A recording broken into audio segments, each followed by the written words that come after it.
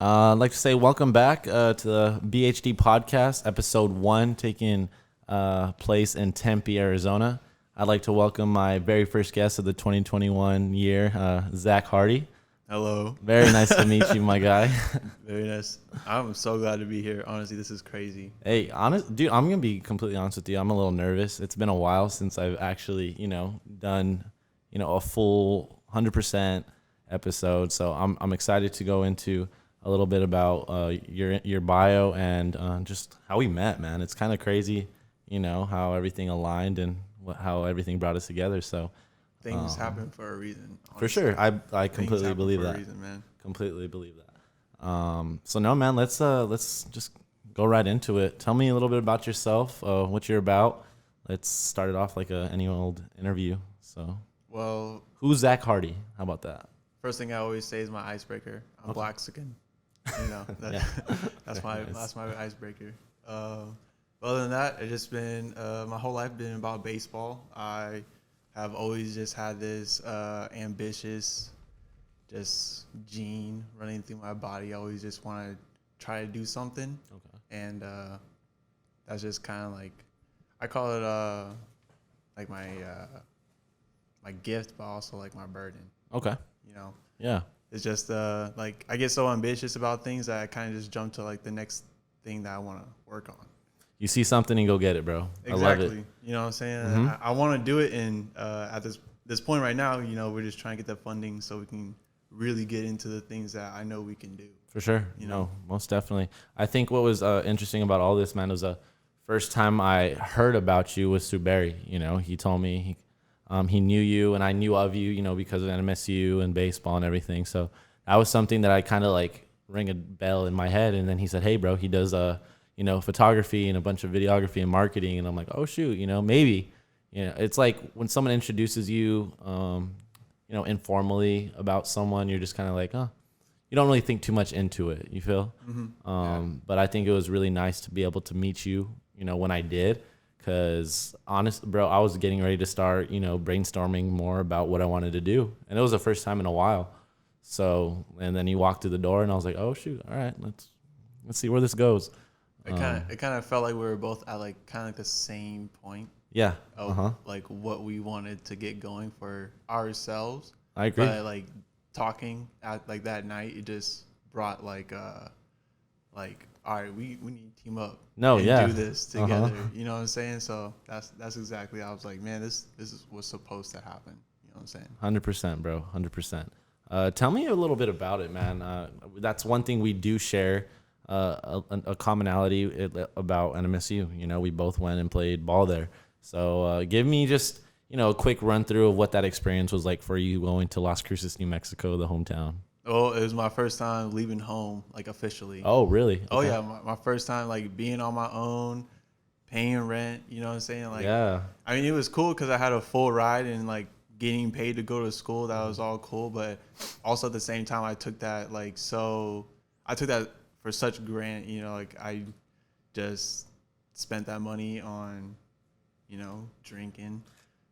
Any college student would do the exact same thing you did, man. Exactly. I mean, it reminds me of Johnny Manziel, but he made it to NFL. He was getting paid millions. But no, just like having cash and being out of the house, don't gotta worry about mom checking up on me when I'm getting home. Mm-hmm. I was just doing what I wanted. Where were you living? What apartments? I was at the Verge. Oh. Yeah, dude. The Acid Palace, man. That's what we called it, the Acid Palace. I like to refer to the Verge and Casa B as the trenches, bro. That was just, this is stuff that went on around there. Yeah, man. It was just any old college lifestyle that anyone could ask for. So very happy I got to experience it. But that's cool, man. You mentioned Johnny Manziel, another dude. That dude was an icon for me, looking up to him when I was in high school. Like, just the way he played and just how, cocky and confident he was. Like, it was just everything, how he carried himself for being, a small dude. Exactly.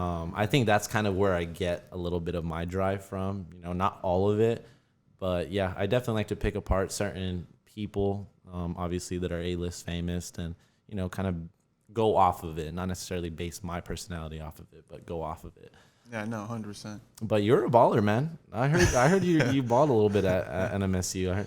I heard your name from Reyes and Munden every now and then, and just talking to a lot of the guys that were in my class, like they always mentioned Hardy, and I was like, I gotta meet this guy, man.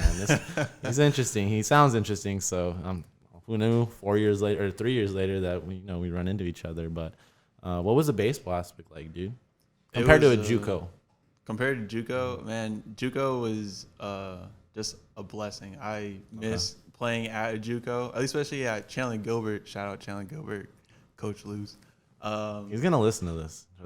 No, he is. As soon as we post this, bro, he's gonna be like, "Hey, 10 minutes in, they shout us out." First viewer and listener. But I prefer JUCO just because in my experience at JUCO, they really let me be my own person. Okay. You know what I'm saying? I showed up to the field early, did what I wanted, and then during practice, it wasn't so much like I did what I wanted and, got to just be the, key player. For sure. It was just like, I had a little more leeway because I showed to them that by me doing these drills and working on what I wanted to work on, it was bringing it to the games, Yeah. So coming to New Mexico, it was just a complete flip.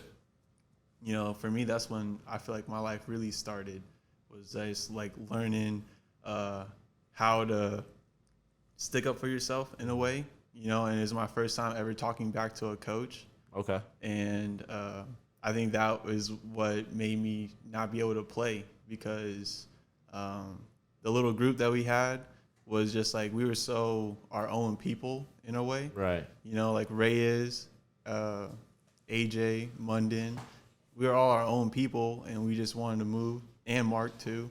But he just didn't see it in a way like we wanted to, kind of be a part of the team, as he liked to say. For sure. But it was just like, man, I know what works for me, and I know what's going to help this team win. But, I see his ways, and I understand why he didn't want to play me because of how I was acting on and off the field. I feel like with any college sport, bro, like with anything, it comes a sort of ego basis. You know what I mean? Mm-hmm. Like regardless if you thought you were right or wrong, it doesn't really fucking matter at the end of the day because we're sitting here. It doesn't matter at all. Exactly. Like it happened, you learn from it, you move on, and that's life in general. But I think I can argue that college sports, it doesn't matter if it's D1 or D2 or NAIA. Like you get some sort of like ego and you. Like some accountability that's given to you kind of, for me personally, I took it and I kind of took it negatively and it, created some sort of basis of like, oh, I'm the shit. Right. You know what I mean? Like regardless if I was animacy or not, I kind of carried that personality and it showed, bro. Like, I mean, people thought the baseball players were tool bags, like they hated us. That was the rep that I came into. They hated us. And regardless if it was teachers or professors and, you had for classes or just people from the outside in general, They didn't think that we were nice people, They never gave us that chance, which at the end of the day, it goes both ways. But I can understand that, and it's cool that you're able to talk about it freely. Some people still hold that grudge, or it's like, oh, if this coach would have just let me be the way I was, then I would have been in the pros. Right. Exactly. Just very unrealistic. And, those are the ones that don't really, they have a lot of regret on their college days or high school days. And, it's kind of a harder life to live. But would you say you regret anything from, playing ball? Regret? Yeah. I mean, probably, I should have gone to class more at New Mexico, so I was eligible. But, I was always, just on the borderline of eligibility at New Mexico. But probably that just would help me out if I had good grades. He'd at least be like, okay, he's, at least wanting to do something. Yeah. But I was living life out there. I love Las Cruces. I met my baby out there too. Okay. Shout out Jade. But yeah, no, I love Las Cruces. It's like a love and hate. It's bittersweet. I feel that. That's the city in general, bro. That's the city in general. I mean, Jade can speak for herself, but for me especially, like there's some stuff like going back home for a week, bro. I loved it for like the first 4 days that I was there. And then after that, I was like, I need to get back to Tempe, bro. Like, I need to get back to Arizona. This is just, I'm over it. It's nice to visit. And even only being out here for 5-6 months, I appreciate it, bro. I love it here. There's so much and you can kind of recreate yourself in a way. And I guess that's the most like euphoric thing about being here is that nobody knows who you are and you can be whoever you want to be and not feel judged for it. No, 100%. And at the same time, it's like, yeah, you shouldn't care what other people think, but we're human. It's going to take a toll on us eventually or when nobody's looking or, trying to talk to us. But it's an interesting city or town, I should say, bro. It's very family oriented. A lot of nice people.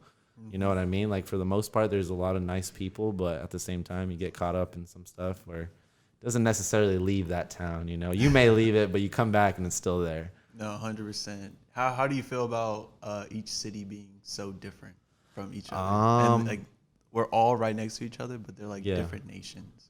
We're talking about Arizona, right? Arizona. Oh, dude, it's honestly, I kind of I like it. It's kind of cool. Like, I mean, there's obviously some cons about, certain, cities around here, but for the most part, dude, it's kind of cool being able to see different demographics, different kinds of people. Like in New Mexico, you don't really see that. You go up to Albuquerque, you'll see, there's a little bit more, but nothing, out of the ordinary. It's like pretty much the same. They call it like the Buqueño accent, and that's what they call like Mexicans over there up north. But here, I feel like you get a good, diverse population of people.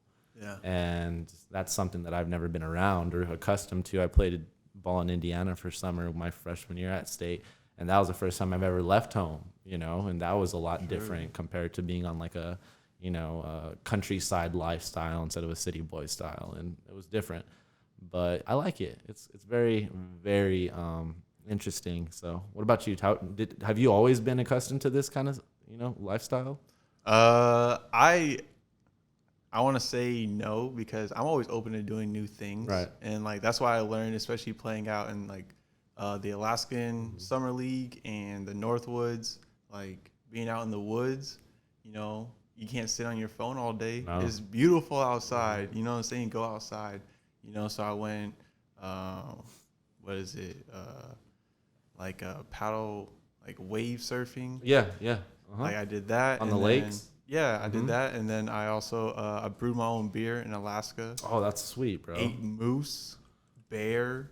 Oh, okay, Like, yeah. Uh-huh. It was, I tried a whole bunch of different things that I definitely would not have tried if I always stayed in Arizona. So at the end of the day, I am a city boy. I'm not gonna lie. I love my Wi-Fi. I love just having my phone in my hand, especially for what we're interested in. Exactly. We have to be on our phone. It sucks. Like, I want to be off of social media. Mm-hmm. I did it for a whole summer. It was great. But at the end of the day, for what we want to do, you have to be on social media, or else you're basically dead. Like, you just don't keep up with the competition, bro. Like, that's it. You just, you're either in it or you're not in it. And if you're not in it, then there's no way you're going to make money off of it or even be close to being successful in what we want to do. Exactly. But it's cool, bro, because we get to say that we've been to those kinds of places, Oh, yeah. I can honestly say I will never live in Indiana, but I would like to visit. Like, dude, I've been wanting to visit for 2 years now. It's just, haven't gotten around to it, but it's very beautiful over there. Like, the forest trees over there are just amazing. It's like nothing you can kind of picture. It's like here you drive on the highway, you can see left to the right of you. Yeah. Over there, bro, you literally drive on the interstate and you cannot see miles down. Like, everything's enclosed by trees. So you get everywhere really fast. Like, it's really cool. From Indianapolis to where I was staying, it was almost like a 30-minute drive, and it felt 15. So it was, I feel like baseball definitely brought like a lot of good things to my life and taught me a lot more than I thought at the time I was playing. Is that the same for you? Man, it is literally the game of life. Mm-hmm. You can hit a home run and feel like you're on top of the world, and then the next at bat you strike out in 3 pitches, and then you're back in the slums. Then you gotta go back and prove yourself and show at least consistency. I feel like by showing consistency, you're gonna make it to the show, and that's what we're all trying to do. Be consistent and put out our best every day, so we can make it to the show. It's not easy, man, and I feel like people don't really.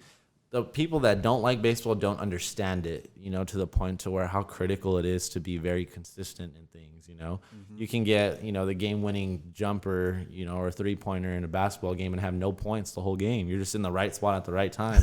Same kind of goes along the lines for baseball, but at the same time, if you're not, consistently pitching for 100+ games, or if you're not consistently hitting for 100+ games, you're not going to make World Series. Like, mm-hmm. There's not enough individual awards to make you feel complete. Everyone wants the ring.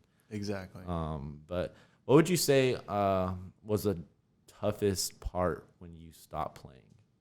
The toughest part? Yeah. The toughest part was adjusting my competitive nature to regular everyday life. Just trying to find that edge.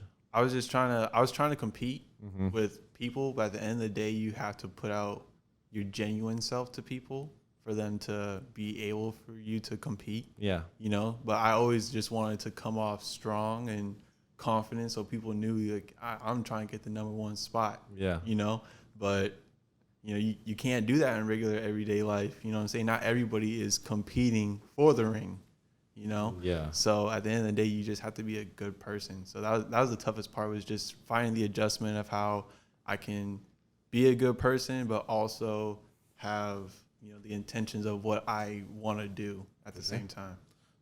That makes a lot of sense, dude. I can kind of touch on that. Like, I always felt after I was done, I didn't know what to do. Like, I was, okay, what's next? Like, no one tells you what to do after you're done with baseball. Everyone's over here, you know, they'll tell you, all right, you need to go to class, you need to get a 2.5, you need to go, you know, get hit, do 10, you know, get 10 hacks in, you know, every 30 minutes, or you need to go throw a long toss, you know, 3 times out of the week. But when it's all over, no one ever says, okay, this is what you do next. This is what you don't, you know, this is what the do's and don'ts in life. And I feel that as a student athlete, it's not our fault, you know, for not knowing what to do after that. They just kind of use us as, all right, let's try to win a national championship. And then when we're done, bring in the next, you know, 60 dudes in, and we'll keep going. And yeah, you guys come back and visit on alumni games, and that's about it. Let us know how you're doing. We'll send you a postcard. But you ever thought about the staff needs to keep their job? You ever thought about like that? Like, what do you mean? As in, like, the way they treat people, the way they treat their athletes, how they want to go about their business.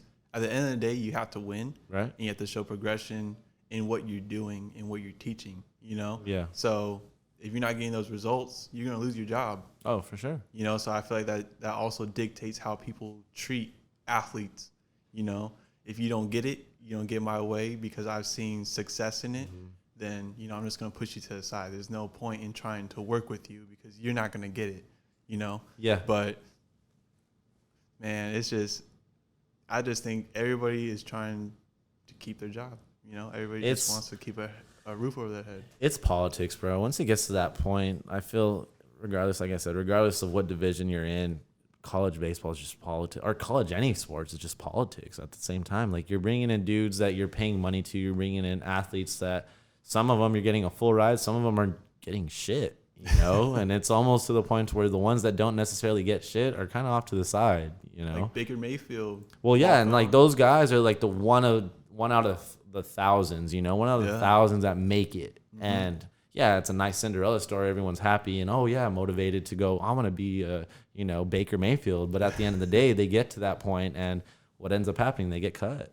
You know, for my instance, like, I got cut, and they don't necessarily, you know, do stories about the ones that don't make it. They do it always about the ones that do make it and keep going. And you know, that's just, you know, with anything. But I understand that, bro. I think some coaches, the good coaches, are the ones that have intent, the ones that care for all of their players, the ones that adapt to specific players' needs and attributes and skill sets, and not necessarily base like a standard operating, you know, procedure for every athlete. Yep. I feel like a very good coach is one that can really interact with all of his players and knows when to take it to a certain level with one and when to just kind of back off, you know? Yep. You can't treat every player the same. And you can't. Going back to New Mexico, that's why I felt like with Coach Green, because he came from Kentucky, right? Yeah. Before he, you know, came over, and he had the whole hitting success as their hitting coach. Right. Gets the full-time job over at New Mexico, and you know, it's kind of like, in a way, I felt like I saw his intentions of, you know, we have to win so I can get back to another big conference. You know, so he can feel like he's, you know, fulfilling his dream as a baseball coach of, you know, getting to the Pac-12, getting the College World Series. You know, I understand that at the same time, but like you said, you have to accustom the way you teach people by the way they are, their personality, how they learn, and how they're going to keep progressing as a person. Like, what's going to help them best. You know, what, not just like, what's your way, and we're going to do it because I've seen success in 3 people. You know, it doesn't work like that. That's interesting, bro. Yeah. It's hard, dude. Like I said, it's with anything. Life sucks. You know what I mean? Like it's just it gets the best of us at times, and regardless of what people think about student athletes in general, just to kind of finish this topic, I feel like it made us stronger for this point in our lives. You know what I mean? Like 100%. maybe I call it like the darkness when I didn't necessarily know what the fuck I wanted to do. I was done. I was maybe a year and a half in, and I was like. Got my first part-time job. I'm not happy. Yeah. I'm not happy with what I'm getting paid. I know I should be getting paid a little bit more. I know I should be doing more. I can help more people. Yeah. And that's just kind of the attitude I had. And I was like, no, like just because baseball's over doesn't mean I can't, be competitive or be happy at what I want to do or, feel like I'm putting in more than I'm, getting out. Because that's all I want in life, is to put more into either people or the ones that I love or my job and not necessarily get a check for it, but, get more of like a genuine like feeling of feeling good about what I'm doing. Yes. I got you. But just to end that topic, brother, how do you think moving forward, after that point, what made you get into this whole creative side of yours? I mean, I've always had two sides of me. Like, Okay. I've always been very passionate about baseball, and I treat baseball is like my full-time job. That's what's going to get me paid. That's what's going to put a roof over my head. And that's the same thing with like today. If something comes up with at work, at where I currently work at my 9 to 5, I have to handle that because that puts food in me and my girls' stomachs. That keeps a roof over my head, puts clothes on our backs.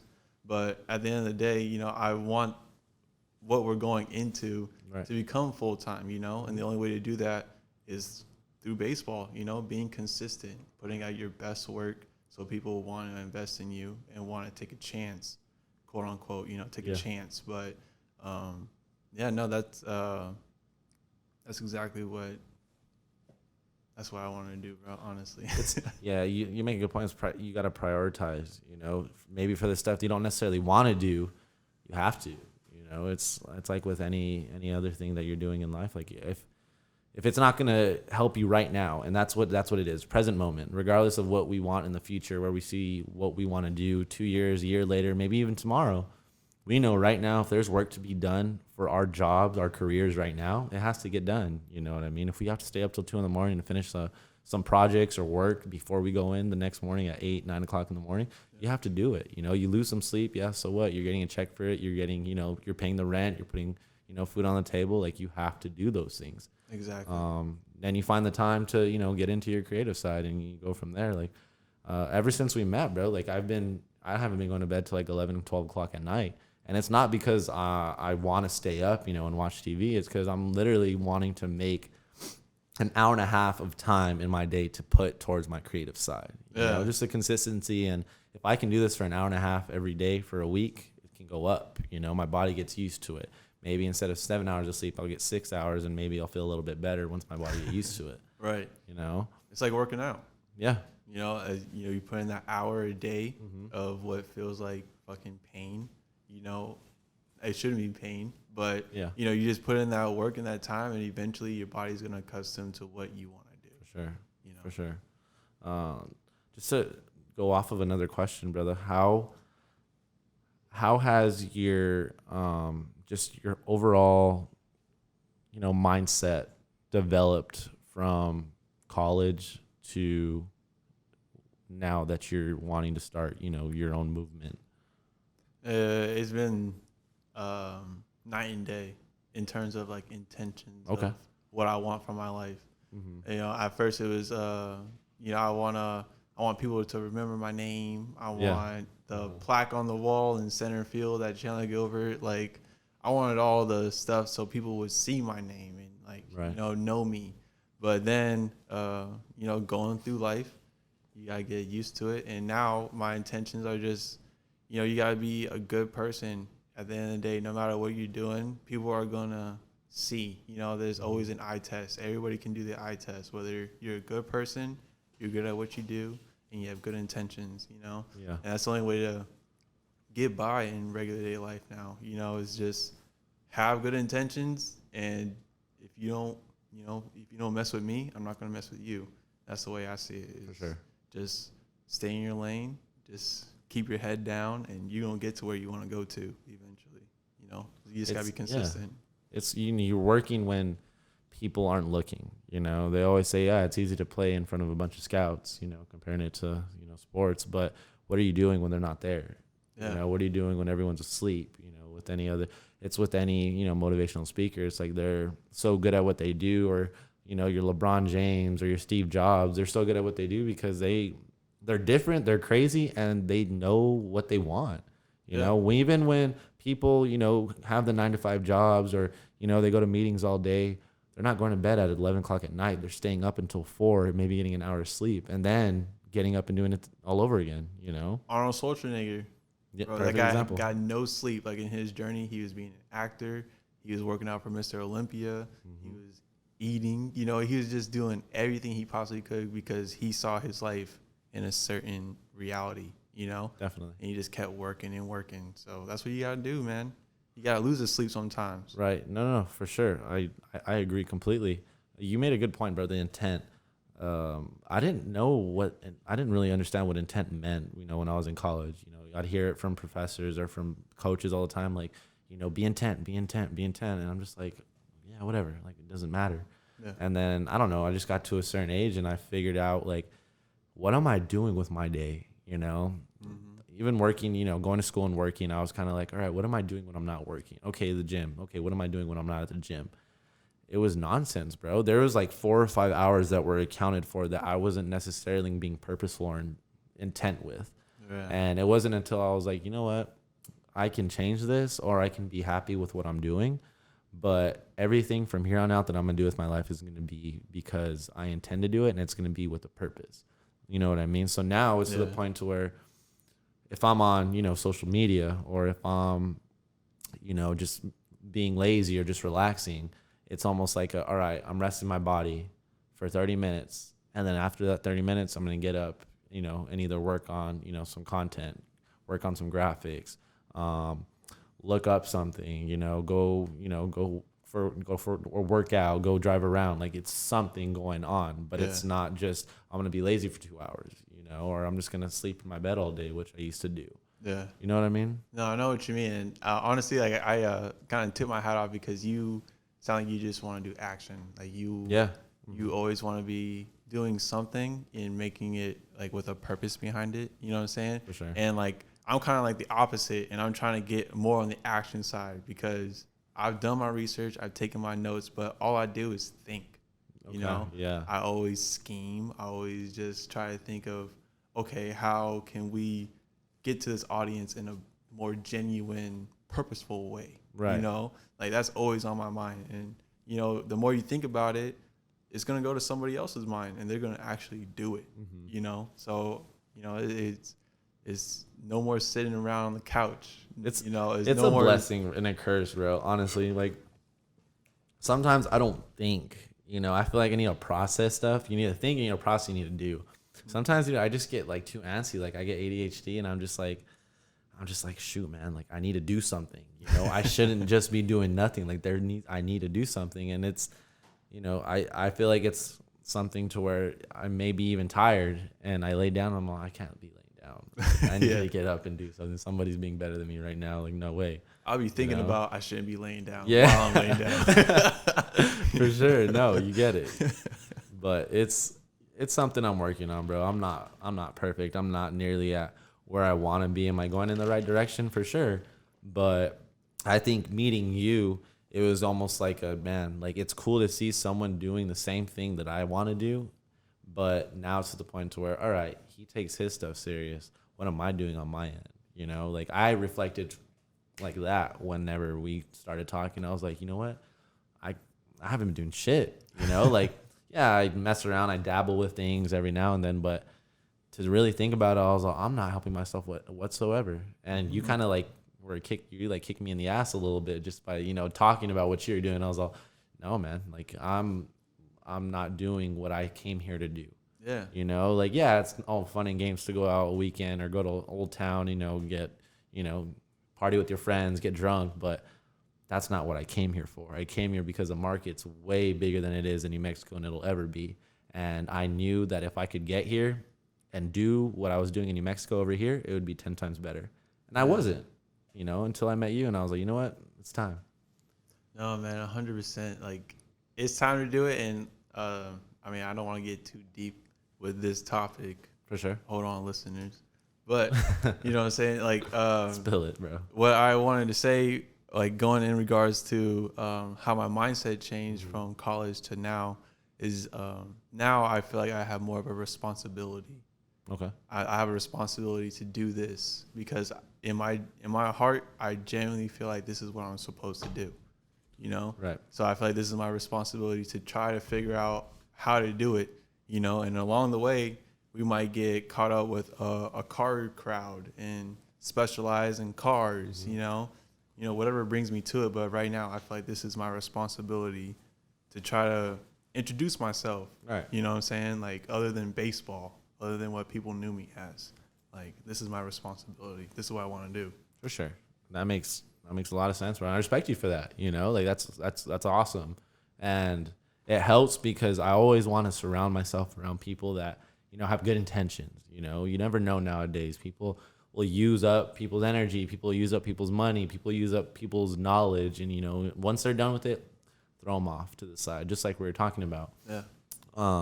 But just to go into one more topic before we go on break, brother, it's going to get a little deep now. It's going to get a little bit deeper into it, all right? I'm with it. I'm not going to sound like people. I'm not even going to sound like your psychologist or anything, but I'm curious, bro. Like, I'm really curious because you seem like an easygoing guy. You don't come off as like a really, like a really bad person or like a douchebag or anything like that. But I'm curious, what makes you tick?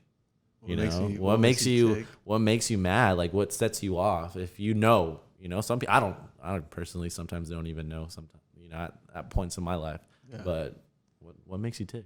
Bad intentions, like purposely bad intentions. Like, it doesn't matter what it is, whether like lying. You know what I'm saying? And my whole thing is like, I may hurt people, I may make people mad at me, but at the end of the day, I didn't have the intentions of doing that to you. You know what I'm saying? Right, I felt like in my way, I was moving in a way that was going to benefit both of us. Whether it was, I didn't tell you I was going to pick up this present, or whether it was, I didn't tell you I got this food, or, I didn't tell you that this topic came up, because it's just in the air. It's not something set in stone. I'm somebody that's, set in stone, So my thing is bad intentions, slow drivers, especially in Arizona, That's man. me, bro. I'm sorry. Like, I'm learning, okay? Drivers. Give me a break. I'm learning. You gotta at least drive 80 around here. See, I don't drive 80. I'm sorry. Like, you're not the only one, but I'll work on it. Trust me. I'll get better. It's getting better. Especially with your new Forte now. Hey, you gotta be whipping that. You're right. I have to. First ticket's coming. I hope not, but knock on some wood right now. But that's interesting, man. Okay, that makes a lot of sense. Yeah, no. It used to be just like little things, like when I was in college, like just stupid shit.